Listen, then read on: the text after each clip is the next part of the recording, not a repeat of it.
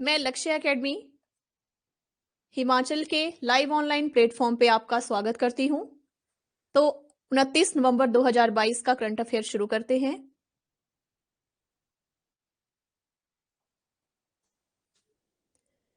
Question number 1 है,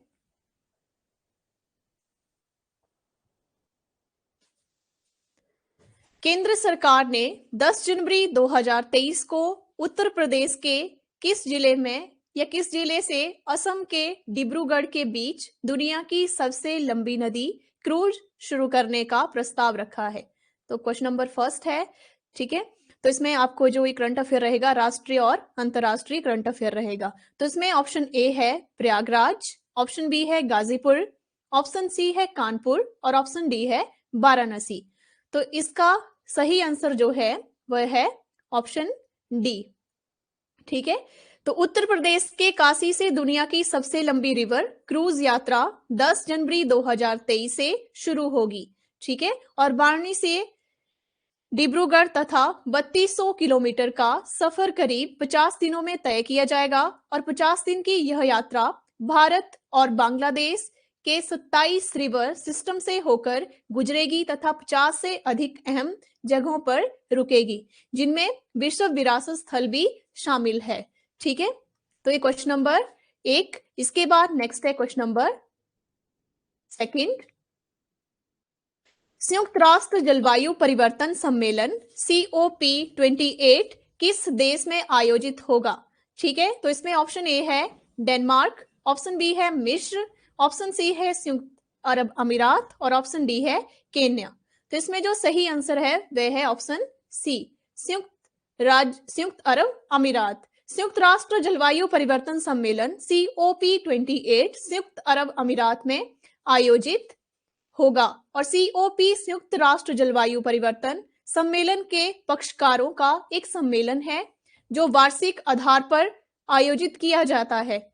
UNFCCC का COP28 30 नवंबर से 12 दिसंबर 2023 तक संयुक्त अरब अमीरात में होगा, ठीक है। इसके बाद नेक्स्ट क्वेश्चन है क्वेश्चन नंबर 3।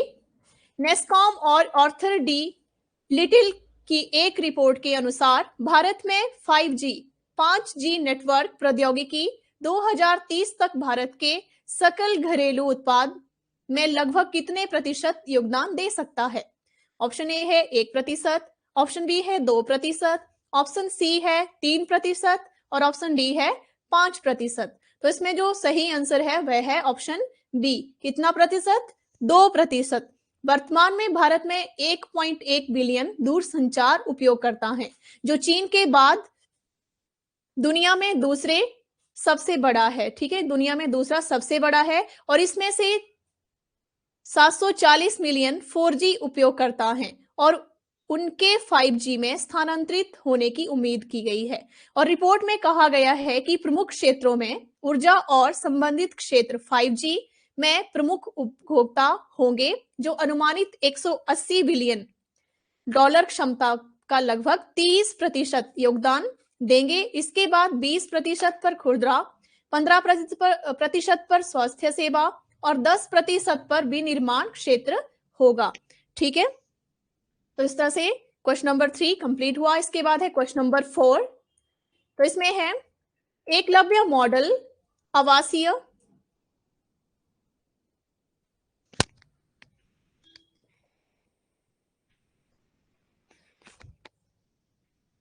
एकलव्य मॉडल आवासीय विद्यालय किस मंत्रालय के अंतर्गत आते हैं?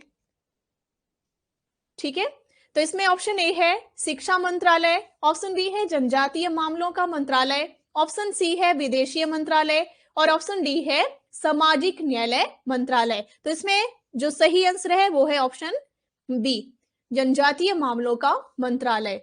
तो इसमें हाल ही में जनजातीय मामलों में मंत्रालय ने कहा है कि 50% से अधिक जनजातीय आबादी वाले प्रत्येक ब्लॉक के पास एकलव्य मॉडल स्कूल होगा और एकलव्य मॉडल आवासीय विद्यालय की शुरुआत वर्ष 1997 से 1998 में की गई थी और इसका मुख्य लक्ष्य जो था दूरस्थ क्षेत्रों में अनुसूचित जनजाति के बच्चों को गुणवत्तापूर्ण शिक्षा प्रदान करना था। ठीक है, इसके बाद नेक्स्ट है क्वेश्चन नंबर 5। हाल ही में व्हाट्सएप के इंडिया हेड ने इस्तीफा दे दिया, उनका नाम क्या है या उनका क्या नाम है? तो इसमें ऑप्शन ए है अभिजीत बोस, ऑप्शन बी है सुजीत बोस, ऑप्शन सी है मनीष आहूजा और ऑप्शन डी है विजय गुप्ता।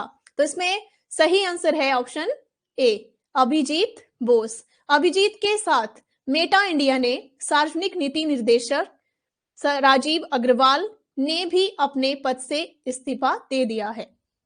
अचानक दोनों इस्तीफों के बाद कंपनी ने भारत में व्हाट्सएप पब्लिक पॉलिसी, कौन सी? व्हाट्सएप पब्लिक पॉलिसी के निदेशक शिवनाथ ठुकराल और भारत में मेटा के सभी प्लेटफॉर्म के लिए पब्लिक पॉलिसी निदेशक बनाया गया है। ठीक है, इसके बाद नेक्स्ट है क्वेश्चन नंबर 6। नाइट फ्रैंक की एक रिपोर्ट के अनुसार कौन से भारतीय शहर एशिया प्रशांत क्षेत्र में शीर्ष डेटा सेंटर बाजारों में से 3 के रूप में उभरे हैं? तो इसमें ऑप्शन ए है पटना, गोरखपुर, बनारस, ऑप्शन बी है आजमगढ़, बस्ती और लखनऊ, ऑप्शन सी है कानपुर, गुरुग्राम और अयोध्या, ऑप्शन डी है हैदराबाद, चेन्नई और नई दिल्ली। तो इसमें सही आंसर है, इसमें है ऑप्शन डी हैदराबाद, चेन्नई और नई दिल्ली इसका सही आंसर है। तो इसमें भारत में डेटा सेंटर उद्योग उच्च विकास पथ पर रहा है, जो आंशिक रूप से सरकारी नीतियों द्वारा संचालित है, जिसमें डेटा सेंटर निवेश को बढ़ावा देने के लिए ऋण और अन्य प्रोत्साहनों के आसानी या आसान पहुंच इसमें शामिल है। ठीक है, इसके बाद क्वेश्चन नंबर 7 है किस वर्ष को आसियान भारत मैत्री वर्ष के रूप में घोषित किया गया है? ऑप्शन ए है 2022, ऑप्शन बी है 2023, ऑप्शन सी है 2024 और ऑप्शन डी है 2025। तो इसमें जो सही आंसर है वो है ऑप्शन ए। ठीक है, तो इसमें वर्ष 2022 को आसियान भारत मैत्री वर्ष के रूप में घोषित किया गया, और क्योंकि आसियान और भारत 30 साल की साझेदारी का जश्न मना रहे हैं और वर्ष भर इस अवसर को मनाने के लिए कार्यक्रमों की एक श्रृंखला की योजना बनाई गई है, और भारतीय मीडिया प्रतिनिधित्व आसियान भारत मीडिया विनिमय कार्यक्रम के तहत सिंगापुर और कंबोडिया की यात्रा पर था। ठीक है, तो इसके बाद नेक्स्ट है क्वेश्चन नंबर 8। ग्रामीण अवसंरचना विकास निधि किससे संबंधित है? ऑप्शन ए है सेबी, ऑप्शन बी है भारतीय रिजर्व बैंक, ऑप्शन सी है नाबार्ड और ऑप्शन डी है आयकर विभाग। तो इसमें सही आंसर क्या है? नाबार्ड। ठीक है, तो इसमें हाल ही में national bank for agriculture and rural development ने ओडिशा सरकार को 220.50 करोड़ रुपए मंजूर किए। कितने? 220.50 करोड़ रुपए मंजूर किए, और यह मंजूरी ग्रामीण आधारभूत संरचना विकास कोष के तहत दी गई है।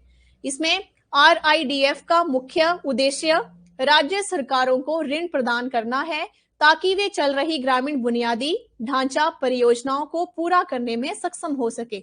ठीक है, इसके बाद नेक्स्ट क्वेश्चन है क्वेश्चन नंबर 9।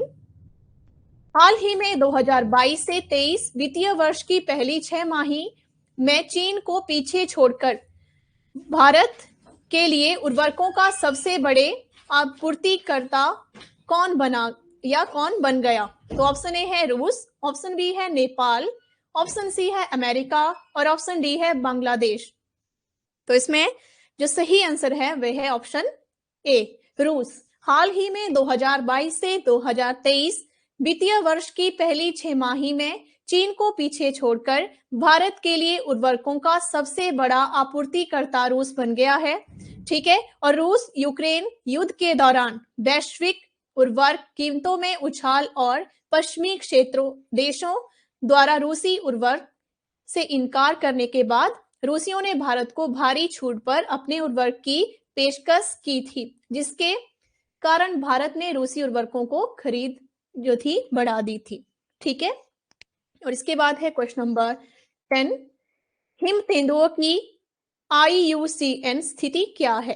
तो इसमें ऑप्शन ए है क्रिटिकल, क्रिटिकली इंडेंजर्स, ऑप्शन बी है वल्नरेबल, ऑप्शन सी है इंडेंजर्स और ऑप्शन डी है लिस्ट कंसर्न। तो इसमें राइट आंसर है ऑप्शन बी, वल्नरेबल। ठीक है, हाल ही में कश्मीर में एक हिम तेंदुओं को कैमरे में कैप्चर किया गया है और हिम तेंदुओं को अक्सर स्थानीय लोगों द्वारा माउंटेन घोस्ट माना जाता है। IUCN की रेड लिस्ट में हिम तेंदुओं को वल्नरेबल के रूप में सूचीबद्ध किया गया है और अवैध वन्यजीव बाजार के लिए इनका शिकार इस प्रजाति के अस्तित्व के लिए प्रमुख खतरा है। ठीक है,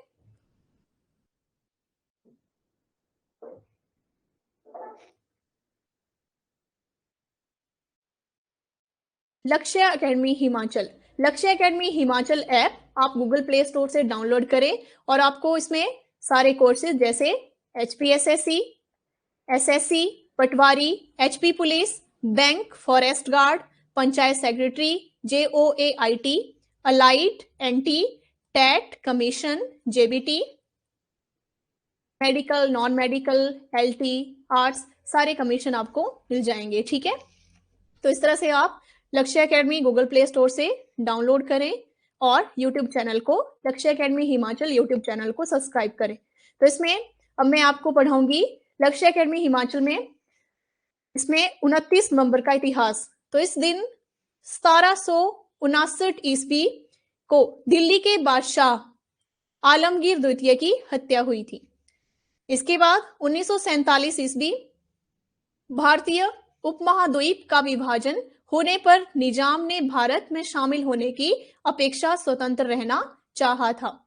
इसके बाद 1989 तत्कालीन भारतीय प्रधानमंत्री राजीव गांधी ने इस्तीफा दे दिया था और 1970 में हरियाणा में 100% ग्रामीण विद्युतीकरण का लक्ष्य पाने वाला पहला भारतीय राज्य बना था और 1961 में दुनिया के पहले अंतरिक्ष यात्री यूरी गागरिन भारत आए थे और 1759 ईस्वी अल्बानिया को नाजी कब्जे से छुड़ाया गया था।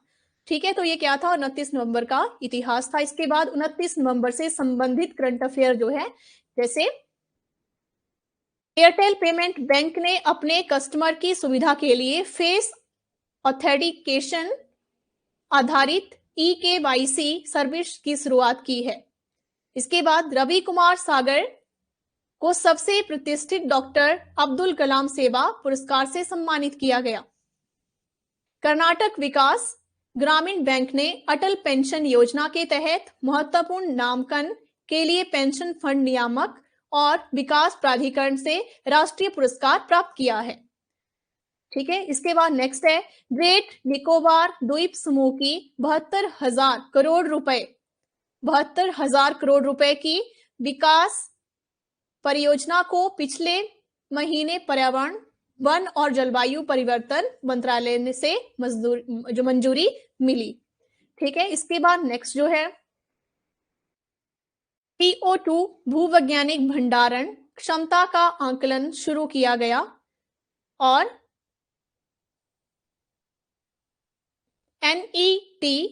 NETRANT-PC नीति आयोग और national centre of excellence in carbon capture and utilisation IIT Bombay द्वारा इसे लॉन्च किया गया है। ठीक है, इसके बाद है एथेनॉल ब्याज सब्सिडी योजनाओं की नई विंडो के तहत 95 और इथेनॉल परियोजनाओं को मंजूरी दी गई है। ठीक है, इसके बाद नेक्स्ट है भारतीय वन्यजीवी वैज्ञानिक डॉक्टर पूर्णिमा देवी वर्मन को संयुक्त राष्ट्र के सर्वोच्च पर्यावरण पुरस्कार चैंपियंस ऑफ द अर्थ से सम्मानित किया गया है।